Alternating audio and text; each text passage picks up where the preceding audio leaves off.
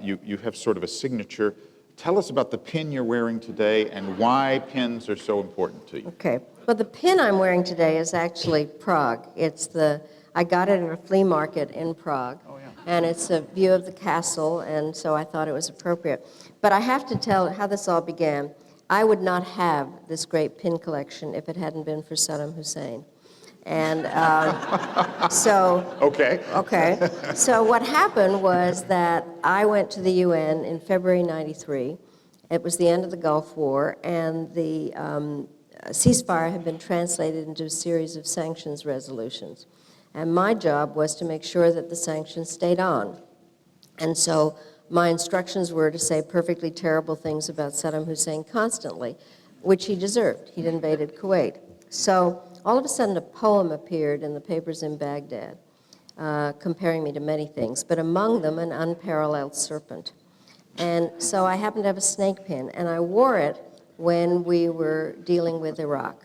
And so I think you've all seen how the ambassadors go out at the end of a meeting and talk to the press. Right. So all of a sudden, camera zeroes in and says, "Why are you wearing that snake pin?" And I said, "Because Saddam Hussein compared me to an unparalleled serpent."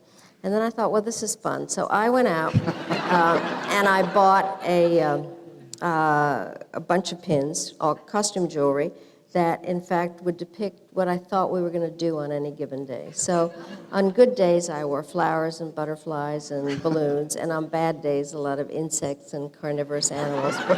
And it was right after first President Bush had said, "Read my lips, no new taxes." So people would say, "What are we going to do today?" And I said, "Read my pins." And that is how it started. Excellent. And I've had a lot of fun with it. So for instance, the Russians actually had bugged a conference room in the State Department not far from the Secretary's office. And so we did what you do is do a démarche, which is to complain to the Russians and tell them they couldn't do that. But the next time that I saw the Russian foreign minister, I wore this huge bug, and he knew exactly what I was doing. Yeah. So diplomacy through pin. Absolutely. It's in my toolbox. All right.